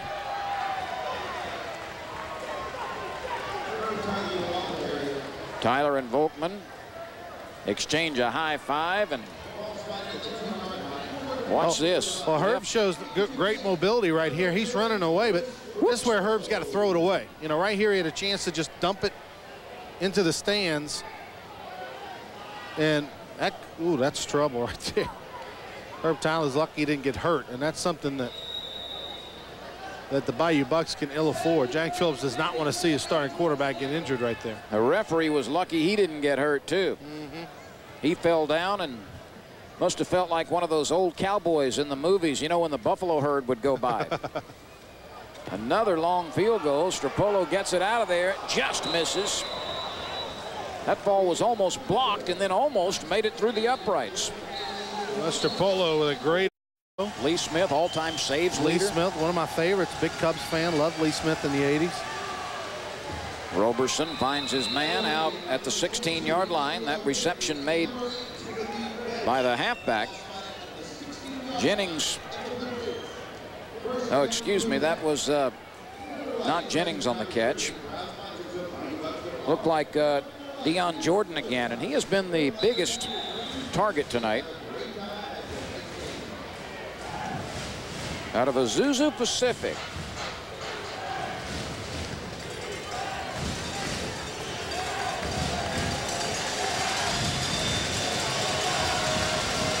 First and 10, Roberson looking, throwing. Flag is down, and Betts takes care of the receiver at the 20-yard line. Carrawell made the catch. Lee Smith had almost 500 saves and started his career as a basketball player at Northwestern State. Finally figured out the fastball was easier to throw than making the jump shots. Went to the Cubs, had a so-so minor league career, and then Randy Hundley got a hold of him. And Randy Hundley, the former Cubs catcher, is presenting Lee Smith. That's pretty neat. Yeah. And Lee Smith now is a roving minor league pitching instructor with San Francisco. He's been working with former Tiger Kurt Ainsworth a lot. And it's going to be a neat show to watch in July on Cox Sports Television. And, you know, I think this was one of the stronger Hall of Fame classes Louisiana's had. They've had a number of tremendous athletes over the years, but as a whole, a lot of variety. And I was a big Jim Mora fan. You know, he didn't get the credit he deserved the Saints because of the way things ended, but what a job he did. That one was intended for Mac Jacobs and out of his reach. Well, let me tell you what Jim Mora told me yesterday, and I had not realized this. Jim Mora, in 18 seasons as a head coach in pro football, was never shut out. And that's a record. That's very impressive. You know, as a head coach with the Colts, head coach with the New Orleans Saints, head coach with the Philadelphia club in the USFL. They won a couple of championships in the USFL. And his reputation was made on the defensive side of the ball, and yet was never shut out, and that's a record. Roberson overthrows the receiver. That one was just tossed too far out of Kenny Treadway's range. I'll tell you this, though, Jim Mora is a lot more relaxed now than he was a few years ago. I guess so. Now he's a commentator. He just talk a little football. He's made a ton of money over the years. And he was in Natchitoches. He wasn't in New Orleans. You know, Jim Mora walks down the street in New Orleans. He gets a few boos. He gets a few cheers. In Natchitoches, it's all friendly. Good point. Third down with less than a minute to go. Roberson heaves it to the end zone. Jordan was the intended receiver, and he was bottled up pretty well at about the 10.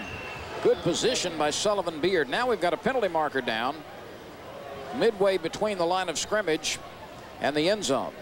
Well, they're going to get the Bayou Bucks with some contact in the secondary. Looks like Travis Brown might have. You got it. Travis Brown had a little holding going on against the much bigger John Gordon. Travis Brown played with Jack Phillips with the Baton Rouge Bayou Beast back in the late 90s when they won an indoor football championship. Jack Phillips and Travis Brown were actually teammates, and now Travis Brown trying to win a championship for Jack Phillips in Houma. 15 seconds are left in the third period. Roberson. Flag down. Roberson down back at the 20. Rodemeyer, who normally plays on the offensive side of the line, gets the sack. And that's his first of the year. We need to give Andre Reed a little credit because Andre Reed kind of drove Roberson towards Rodemeyer. And they're going to get a holding call against our buddy number 77, Braden Galloway. Gracious. For Evansville, he gets flagged with the hold against Andre Reed. That's the 6th penalty marker against Galloway. 2 of them have been for extracurricular. This will undoubtedly be refused.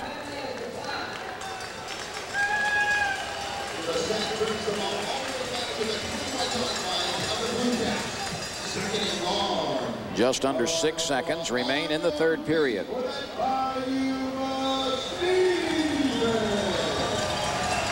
Yeah, Galloway is not going to forget this ball game. It's been a tough first 3 quarters for Big 77. He's lost his helmet 4 times, and he has about 6 penalties. And we go to the fourth period. Houma leading in its own building, 31-6.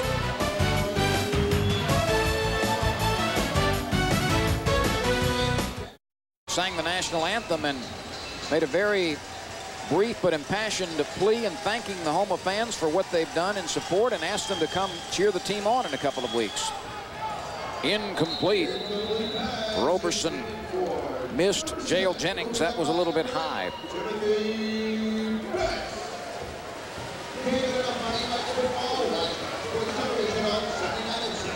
It has been quite a transformation, though, Ronnie. In only the second year, Houma goes from 5-9 to 10-4 if this lead holds here in the fourth quarter.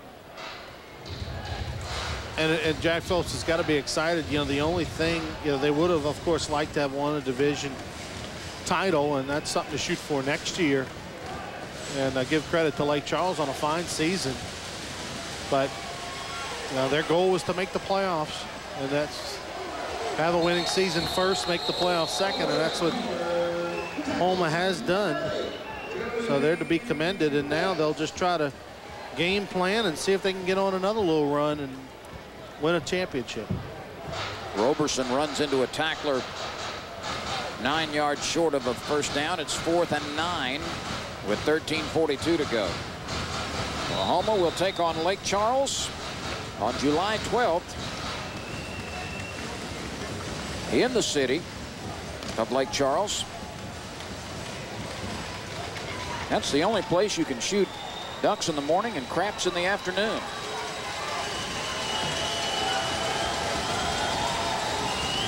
Roberson looking, throwing to the outside. Another souvenir out of the reach of John Gordon. There you see the July 12th game. Houma Bayou Bucks at the Lake Charles Land Sharks. If you like the NIFL, you've enjoyed the action, get on out there. Lake Charles Civic Center, a fine building, and right there close to I-10, right by all the casinos and hotels. So it'd be a nice little trip, a little weekend. Go check out the exciting playoff action. There'll be a big crowd at that one for sure. Lake Charles has been one of the elite teams of the league the past several seasons. The only 2 blemishes on the Lake Charles record this year came at the hands of these Bucks.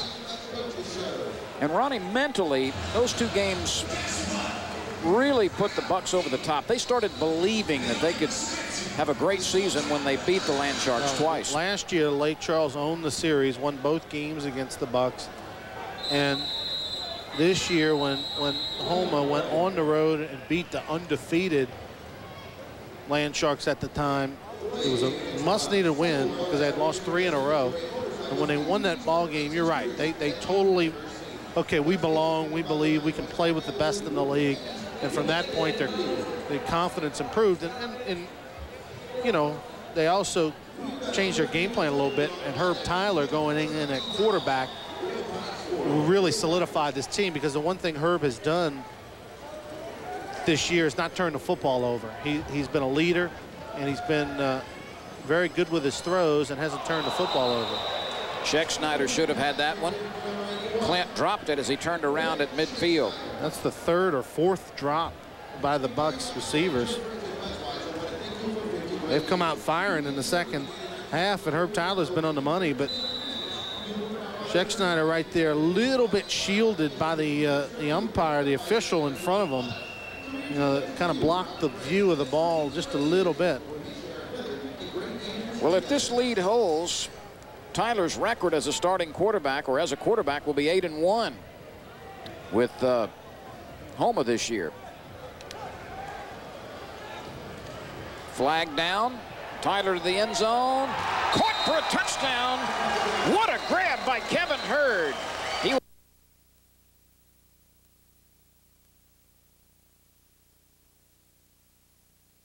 really solidified this team, because the one thing Herb has done this year is not turn the football over. He's been a leader, and he's been very good with his throws and hasn't turned the football over.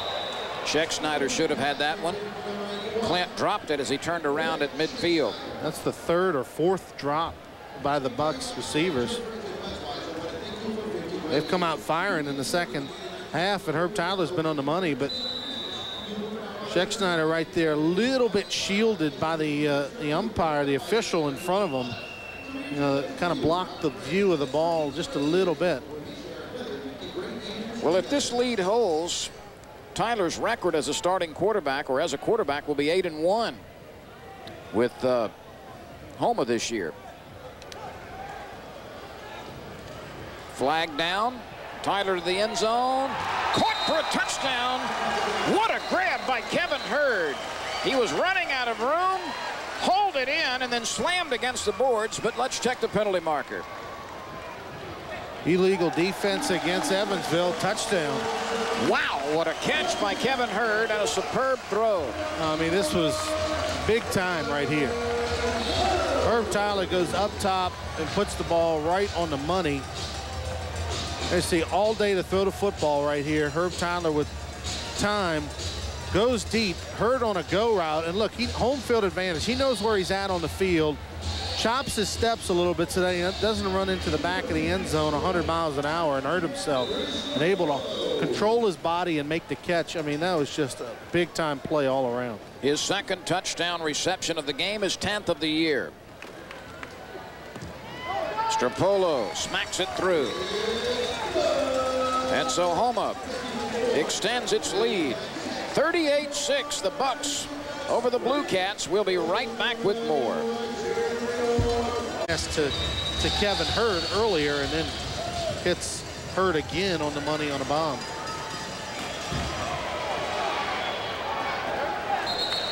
Out to midfield goes Dion Jordan.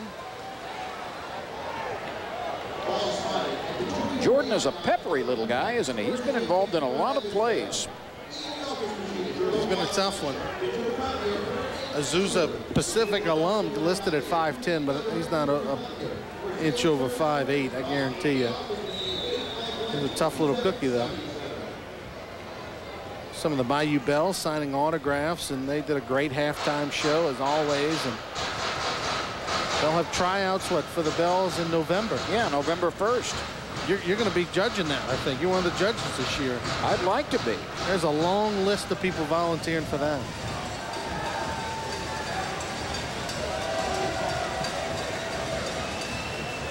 Roberson throws short over the middle. He's got a receiver at the 19. That is John Gordon. And down he goes. November 1st, the tryouts for the 2004 season. And this group was voted the best NIFL dance team last year, and also had the best halftime show. They might repeat in that category again this year. Gordon takes the short ball and is bumped hard at the 15-yard line.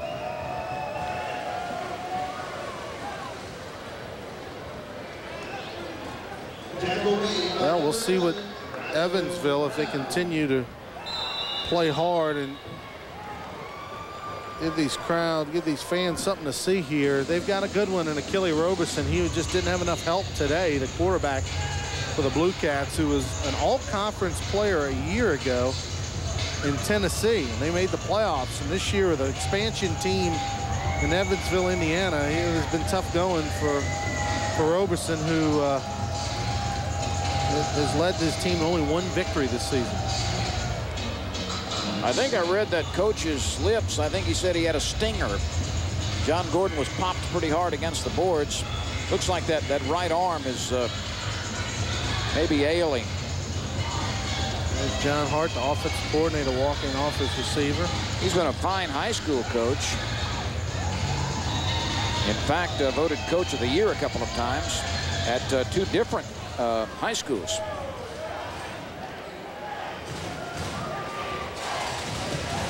First down, Roberson throws it, tipped, intercepted, picked off by Sullivan Beard. He laterals it back. Hughes on the run, and he's dumped at the 20. How about that, Mr. Rance? Oh, and we've got another flag. Just had to have one. Of course. And this flag comes from an official that was about 20 yards away. But anyway, here's the play by Roberson, tipped at the line of scrimmage. Nice job. And then intercepted by Sullivan Beard. Sullivan Beard gets his 7th interception of the season, and then tips it back to Tyrone, flips it back to Tyrone Hughes, who makes a nice return. So Roger Green on the tip, Sullivan Beard on the interception, Tyrone Hughes on the return.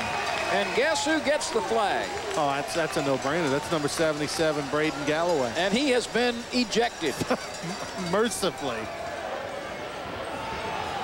There's got to be an over-under in the NIFL. You get more than 6 or 7 penalties, you're automatically ejected. Well, he's gone.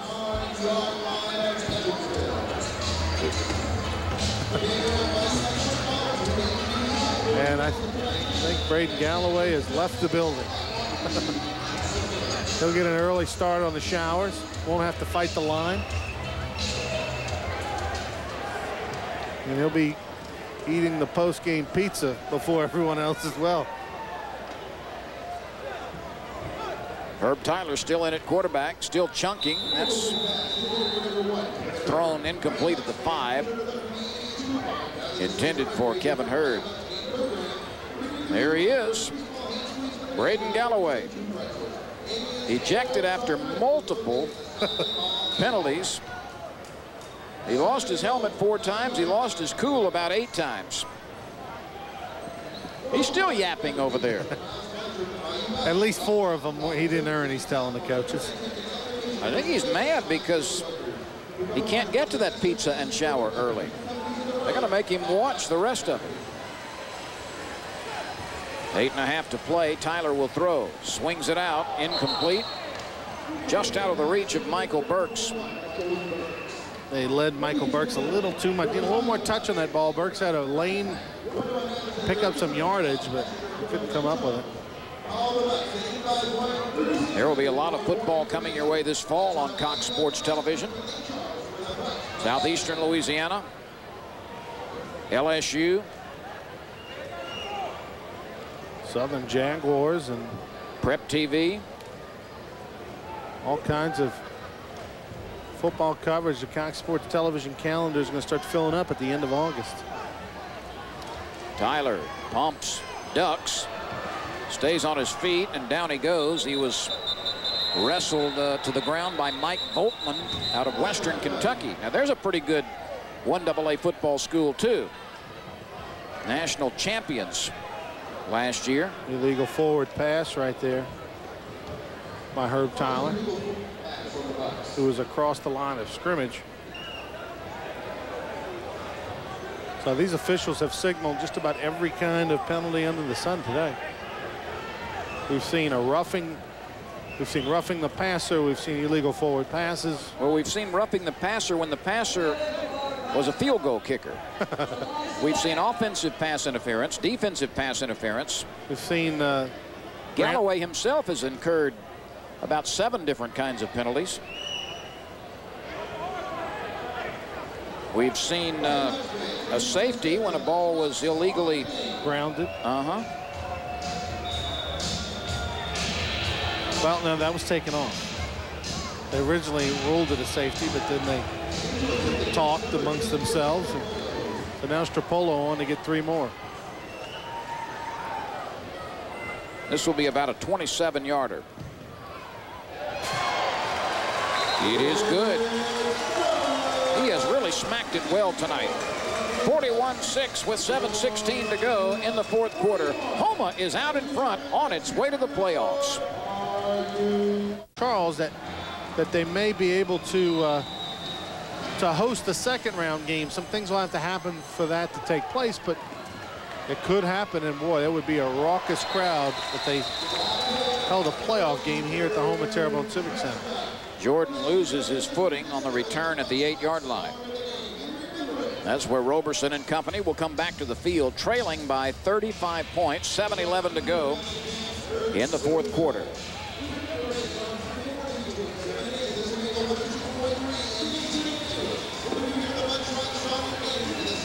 All 12 of the LSU football games during the regular season will be telecast by Cox Sports Television on a playback basis. Southeastern Louisiana's football schedule under Hal Mumme will be seen. A couple of games are scheduled to be live. Southern University, Prep TV, the high school feature magazine show, and a whole lot more coming soon on Cox Sports Television.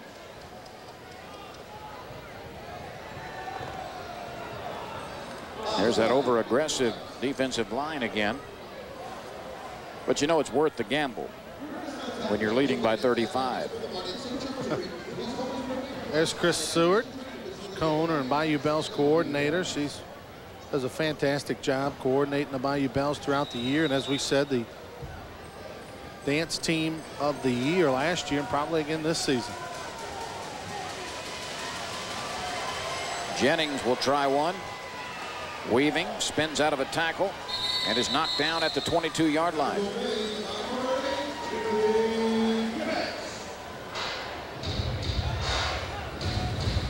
Rodemeyer getting a little opportunity to play some defense for Franklin Thomas. You see Jennings still working hard. Rodemeyer just misses the tackle, and then Jennings showing some moves right there as he does a little 360. And he got rid of Bentley, but he could not get rid of Betts, and Betts limps off.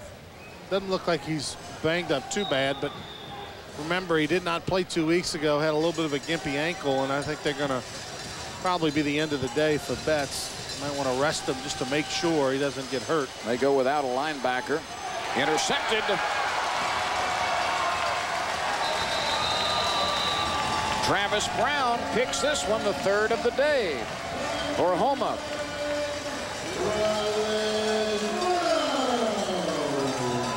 All right, here, good fake, plenty of time for Roberson.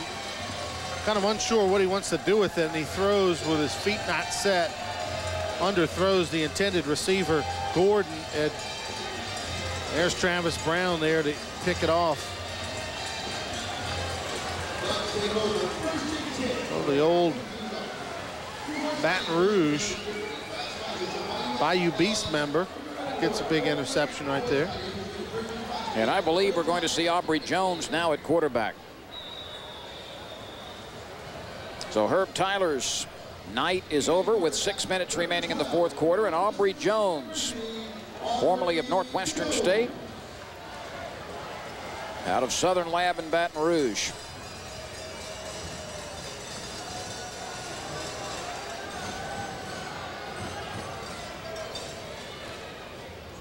Jones will throw and tosses it too low at the 17-yard line, intended for Kevin Hurd on a crossing pattern. He underthrew Kevin Hurd right there.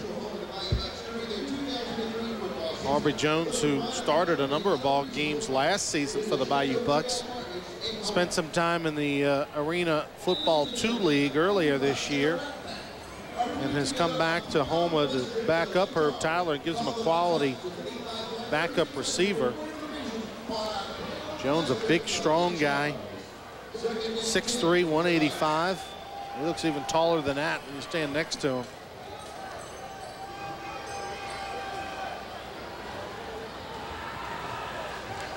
And he misfires to Chestnut coming out of the backfield.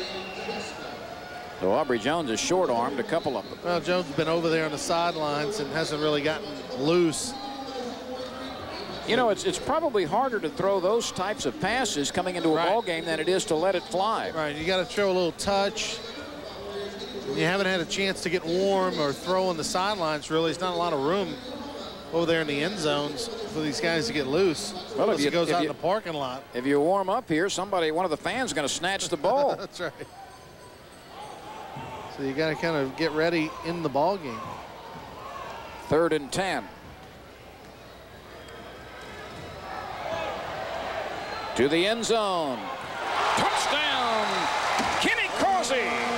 Touchdown, Houma Bucks. But hold the press is a flag. Imagine that.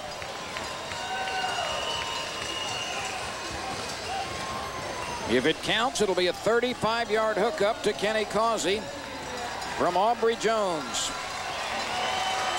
Illegal contact against Evansville, and we were just talking about it. That was opportunity for Aubrey Jones just to sit back and let it fly. He chunks it about 40 yards downfield. You see Aubrey fake a throw in the flat and then just rears back and fires a shot 40 yards downfield right on the money to Causey. So Causey out of Alabama Birmingham produces the touchdown, and Stropolo adds the extra point, and the Bucks are running away with this one, leading 48-6 with 3:52 remaining in the 4th quarter. We'll be right back.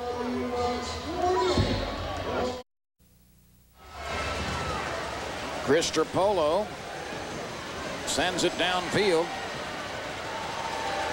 And once again, it's Jordan returning it. He weaves his way to the 19 and no more. Tackle made at the 19-yard line of the Bluecats. 1st and 10 Bluecats. Gathered up by football. 3:44 to go. 48-6. Houma punctuating an undefeated season at home.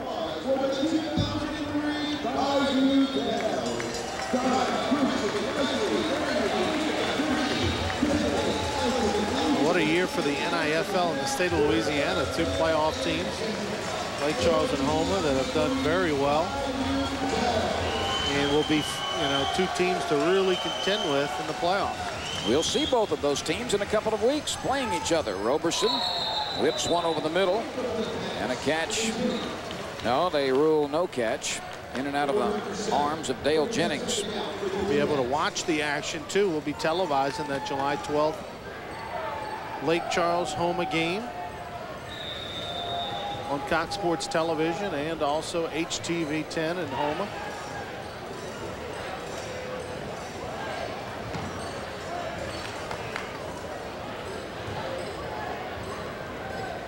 You know, in the offensive explosion, Ronnie, one of the things that maybe has gone overlooked is the defensive performance tonight.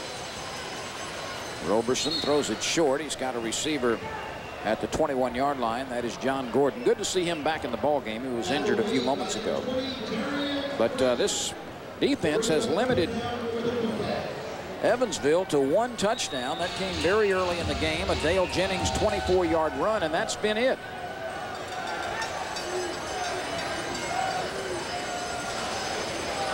Jennings can't hold on to that one. It was off his back shoulder. And the clock continues to move. This will bring us to the 2-minute warning.